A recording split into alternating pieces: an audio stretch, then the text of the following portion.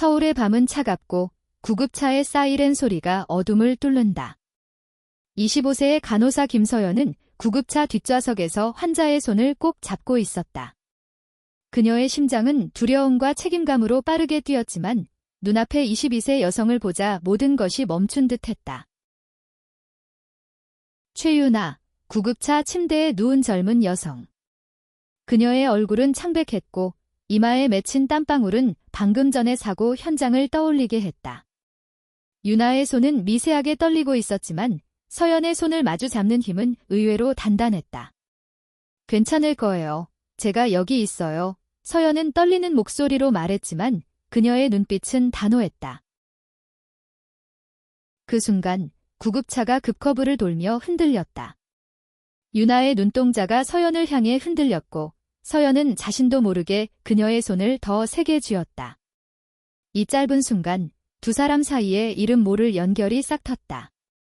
서울 강남의 번화가, 클럽과 네온 사인이 가득한 거리에서 벌어진 교통사고. 유나는 그 혼란 속에서 부상을 입었고 서연은 그녀를 구하기 위해 달려왔다.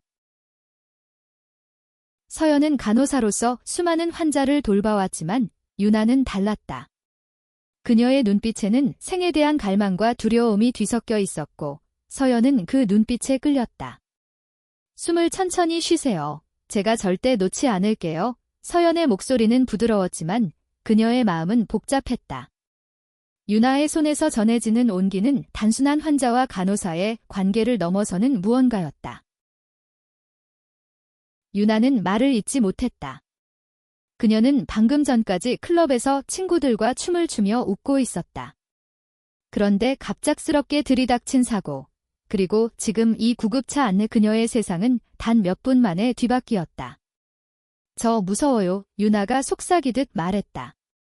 그녀의 목소리는 작았지만 서연의 가슴을 강하게 쳤다. 서연은 고개를 끄덕이며 유나의 손을 놓지 않았다. 무서워도 괜찮아요. 제가 여기 있으니까. 그녀는 자신의 목소리가 이렇게 따뜻하게 들릴 줄 몰랐다. 평소의 서연은 냉철하고 프로페셔널했다. 하지만 유나를 마주한 순간 그녀의 마음속 깊은 곳에서 무언가가 깨어났다. 구급차는 병원을 향해 달렸다. 서울의 야경은 창밖으로 스쳐 지나갔지만 서연과 유나는 서로의 눈을 놓치지 않았다. 이 순간 그들은 낯선 이들이 아니었다. 마치 오래전부터 서로를 알아온 듯한 묘한 기시감이 둘을 감쌌다. 서연은 유나의 상태를 확인하며 계속해서 말을 걸었다. 이름이 뭐예요? 유나 씨, 맞죠? 어디서 왔어요? 그녀는 환자를 안정시키기 위해 질문을 던졌지만 사실 그녀 자신도 유나에 대해 더 알고 싶었다. 유나는 힘겹게 미소를 지으며 답했다.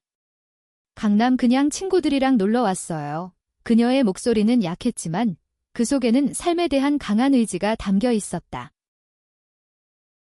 서연은 유나의 말투에서 그녀가 평범한 20대 초반의 여성이라는 걸 알았다. 하지만 그 눈빛, 그 손의 온기는 평범하지 않았다. 서연은 자신도 모르게 생각했다. 이 사람, 그냥 지나칠 수 없는 사람일지도. 구급차가 병원에 도착했을 때 서연은 유나를 응급실로 옮기며 계속 그녀의 손을 잡고 있었다. 유나의 부상은 심각하지 않았지만 머리에 약간의 충격이 있었고 정밀 검사가 필요했다. 서연은 유나를 의사에게 인계하면서도 자꾸만 뒤를 돌아보았다. 그녀의 마음은 이미 유나에게 묶여 있었다. 응급실의 문이 닫히고 서연은 잠시 숨을 고르며 벽에 기대섰다.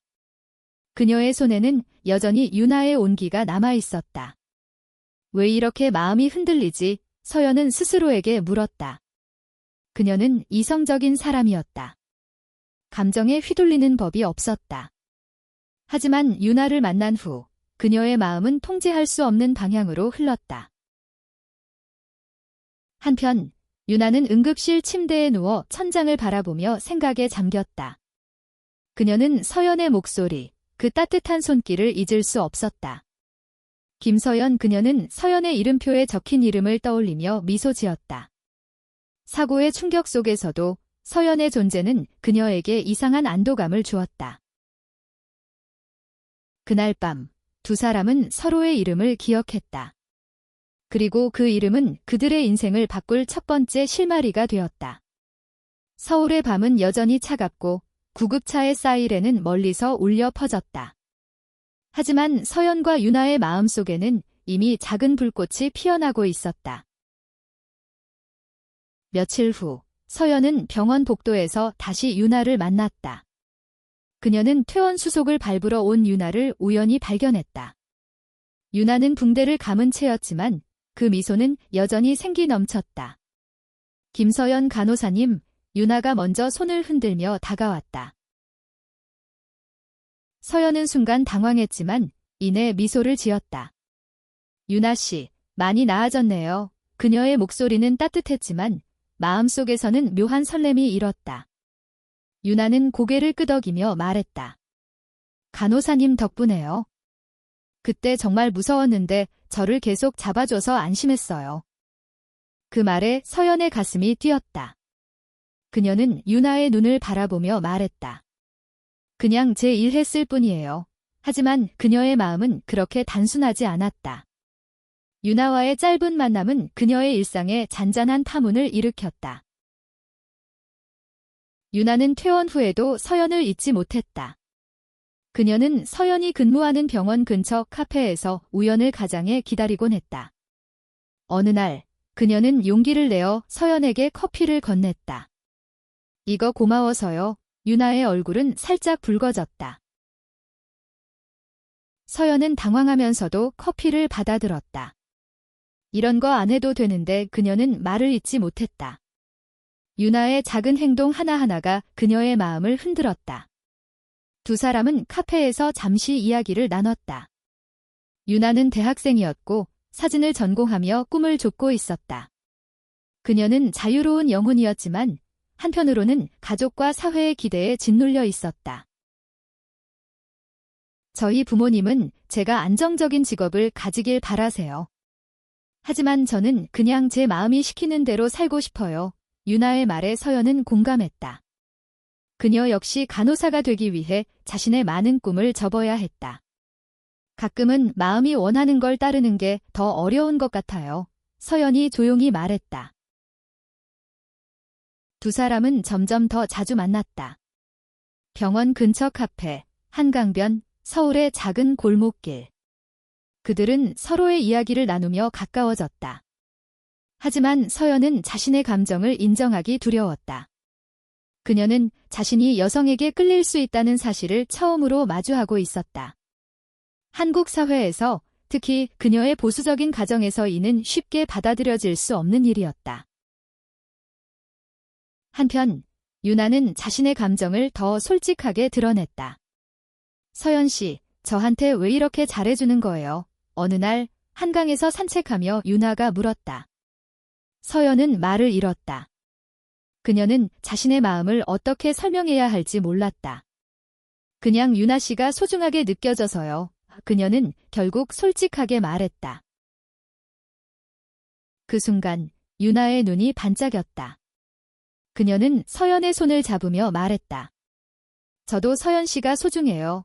그들의 손은 다시 한번 맞잡혔고 이번에는 구급차 안이 아닌 한강의 바람 속에서였다. 하지만 이 따뜻한 순간도 오래가지 못했다. 유나의 부모는 그녀가 자주 외출하는 것을 의심하기 시작했다. 특히 유나가 서연과 자주 만난다는 사실을 알게 되면서 갈등이 시작되었다. 너 지금 누구랑 그렇게 붙어 다니는 거야? 유나의 어머니는 날카롭게 물었다. 유나는 대답하지 못했다. 그녀는 자신의 감정을 부모에게 털어놓을 용기가 없었다. 서연 역시 자신의 가족에게 말할 수 없었다. 그녀의 오빠는 그녀가 결혼해 정상적인 삶을 살기를 바랐다. 서연아, 너도 이제 30 다 돼가잖아. 좋은 사람 만나야지. 오빠의 말에 서연은 가슴이 무거워졌다. 그녀는 유나를 생각하며 조용히 고개를 끄덕일 뿐이었다. 두 사람의 관계는 점점 더 깊어졌지만 그만큼 사회와 가족의 압박도 커져갔다.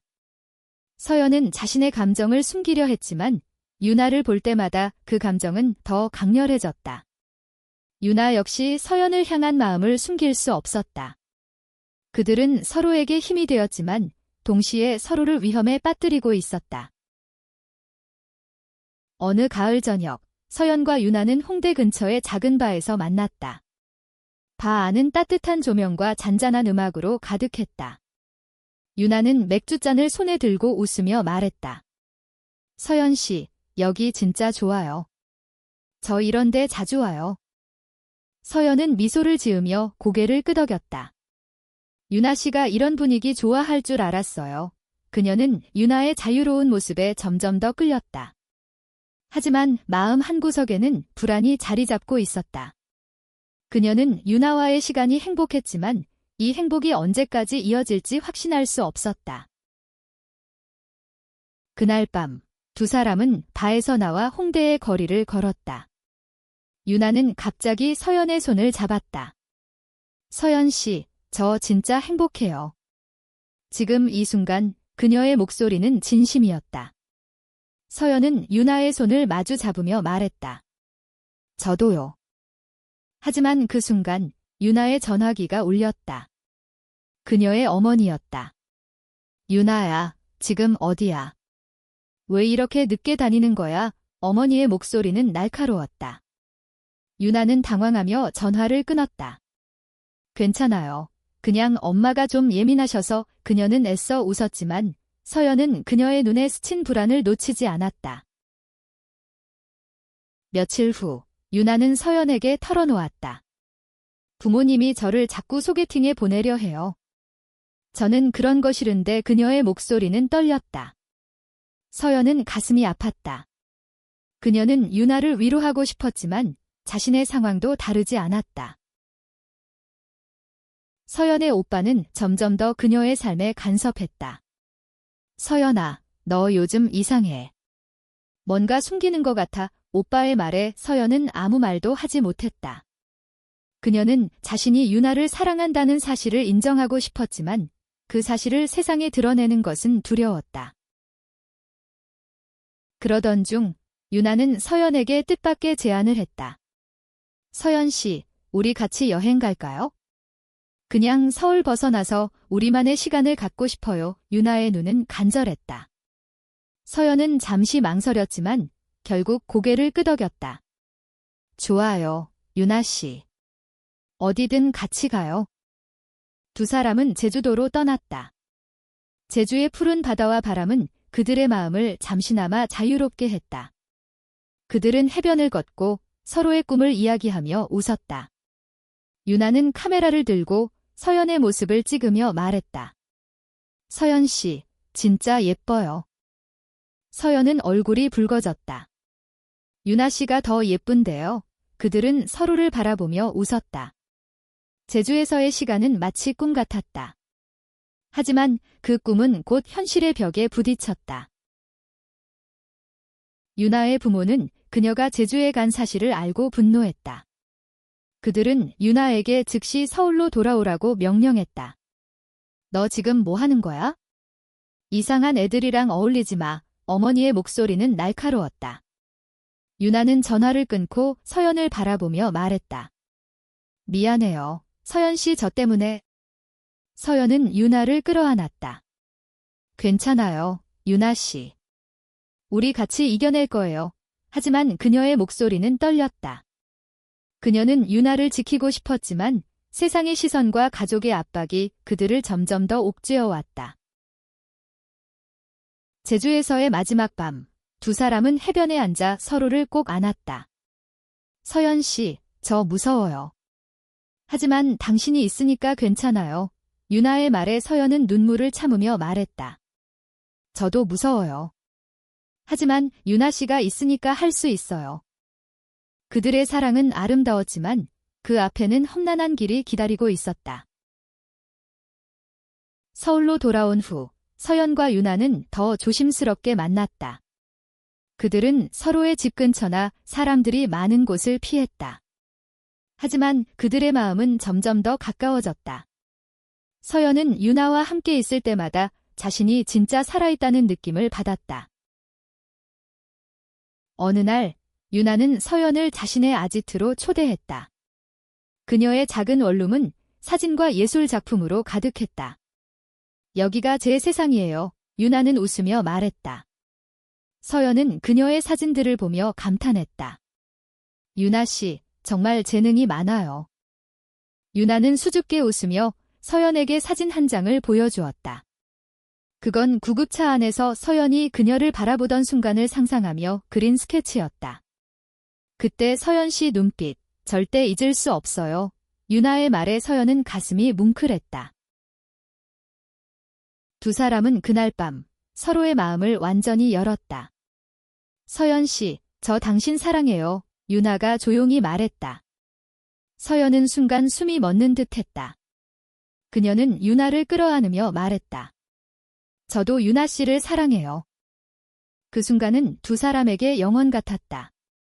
하지만 현실은 그들을 가만히 두지 않았다. 유나의 부모는 그녀의 행적을 추적하기 시작했다. 그들은 유나가 자주 병원 근처에 간다는 사실을 알아내고 결국 서연을 의심했다. 어느 날 유나의 어머니가 병원으로 찾아왔다. 김서연 간호사님 맞죠?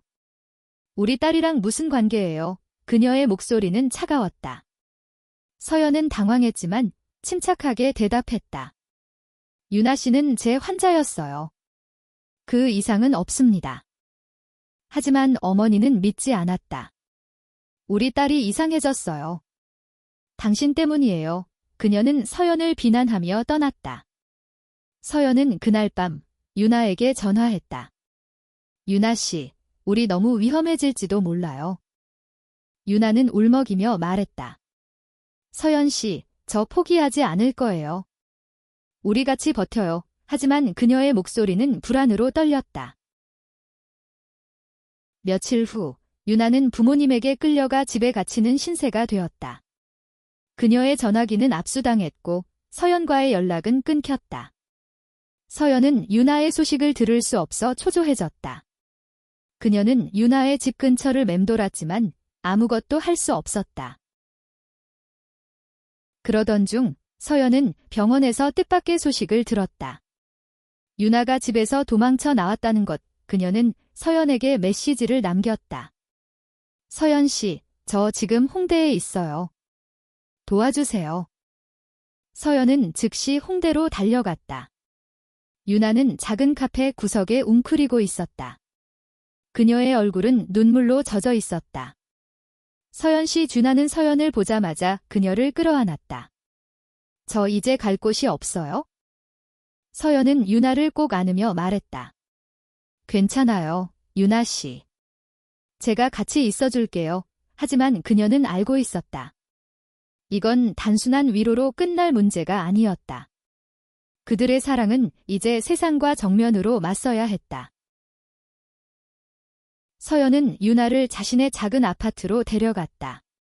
그녀는 유나가 안전할 곳을 마련해주고 싶었다. 하지만 유나의 부모는 그녀를 찾기 위해 사람들을 보냈다. 두 사람은 불안한 나날을 보냈다. 서연 씨, 저 때문에 너무 힘들죠? 유나가 물었다. 서연은 고개를 저으며 말했다. 유나 씨가 곁에 있으면 전 아무리 힘들어도 괜찮아요. 그녀의 말은 진심이었다. 하지만 그녀 역시 두려웠다. 어느 날 서연의 오빠가 그녀의 아파트를 방문했다. 그는 유나를 보고 놀라며 물었다. 이게 뭐야, 서연아. 이 여자 누구야? 서연은 침착하게 대답했다. 제 친구예요. 잠시 지낼 곳이 필요해서요. 하지만 오빠는 의심스러운 눈초리로 유나를 바라보았다. 서연아, 너 이상해. 뭔가 숨기는 거지. 그는 서연을 다그쳤지만 서연은 끝까지 침묵했다. 그날 밤 유나는 서연에게 말했다. 서연 씨, 우리 그냥 떠나요. 이 나라 떠나서 우리만의 삶을 살아요. 그녀의 눈은 간절했다. 서연은 그 말에 가슴이 아팠다. 그녀는 한국을 떠나고 싶지 않았다. 하지만 유나를 잃고 싶지도 않았다. 며칠 후, 두 사람은 다시 제주로 떠났다. 이번에는 도망치듯 떠난 여행이었다. 그들은 제주의 작은 마을에 머물며 잠시나마 자유를 만끽했다. 하지만 그들의 행복은 오래가지 못했다. 유나의 부모는 그녀를 찾기 위해 사설 탐정을 고용했다. 탐정은 두 사람의 행적을 추적해 제주까지 찾아왔다. 어느 날 그들은 해변에서 탐정에게 발각되었다. 최유나, 부모님이 찾고 계십니다. 돌아가세요. 탐정의 말에 유나는 몸을 떨었다. 서연은 유나를 감싸며 말했다. 유나 씨는 제 곁에 있을 거예요. 누구도 데려갈 수 없어요. 하지만 탐정은 차갑게 웃으며 말했다. 이건 당신들이 결정할 문제가 아니에요. 그날 밤, 서연과 유나는 마을의 작은 펜션에서 서로를 꼭 안았다. 서연 씨, 저 무서워요. 하지만 당신이 있으니까 버틸 수 있어요.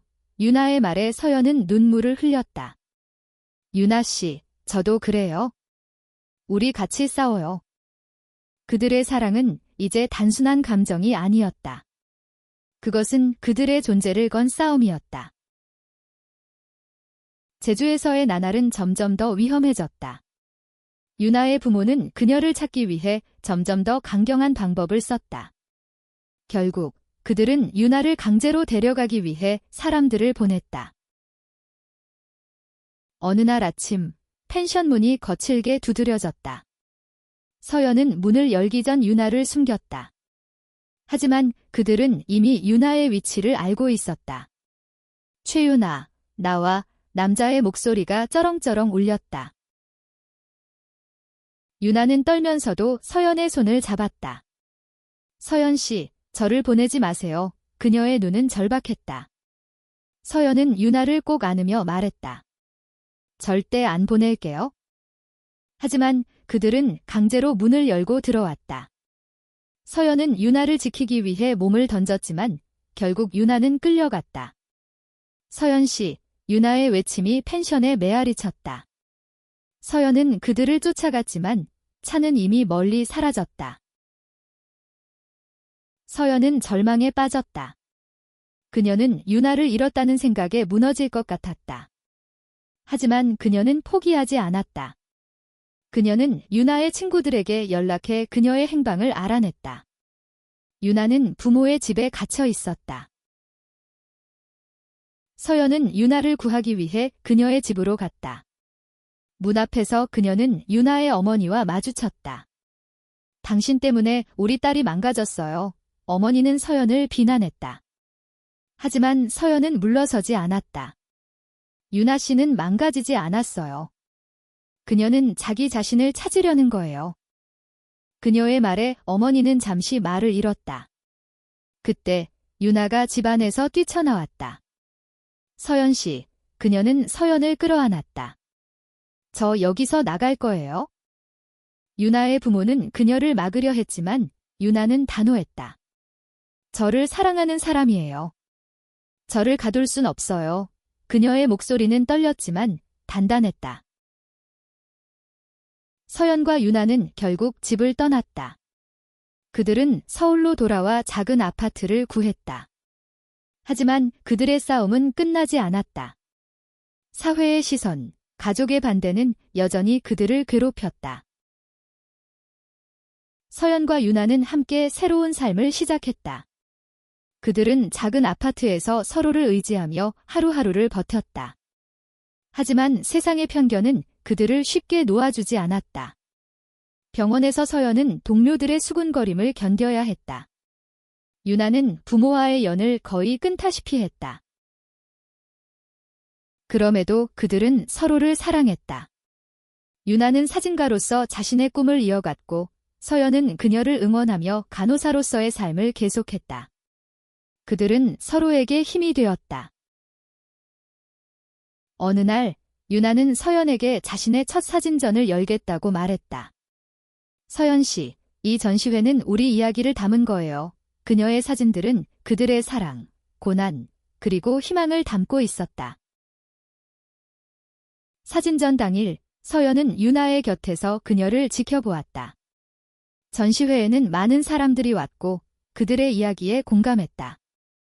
한 방문객이 유나에게 말했다. 당신의 사진은 정말 용기 있어요. 저도 제 자신을 더 사랑하고 싶어졌어요. 그 말에 유나는 눈물을 글썽였다. 서연은 그녀의 손을 꼭 잡았다.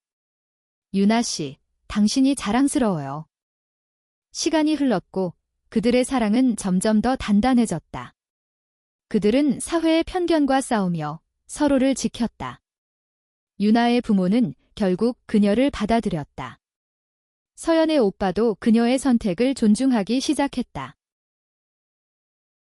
마지막 장면은 한강변에서였다. 서연과 유나는 손을 잡고 강을 바라보았다. 서연 씨, 그때 구급차 안에서 당신을 만난 게 제 인생 최고의 순간이었어요. 유나가 말했다. 서연은 미소를 지으며 답했다. 저도요, 유나 씨. 그 순간 제 삶이 바뀌었어요. 그들의 사랑은 세상의 모든 장벽을 넘어섰다. 그리고 그들은 알았다. 진정한 사랑은 어떤 어려움도 이겨낼 수 있다는 것을. 서울의 밤은 여전히 차갑지만 그들의 마음은 따뜻했다.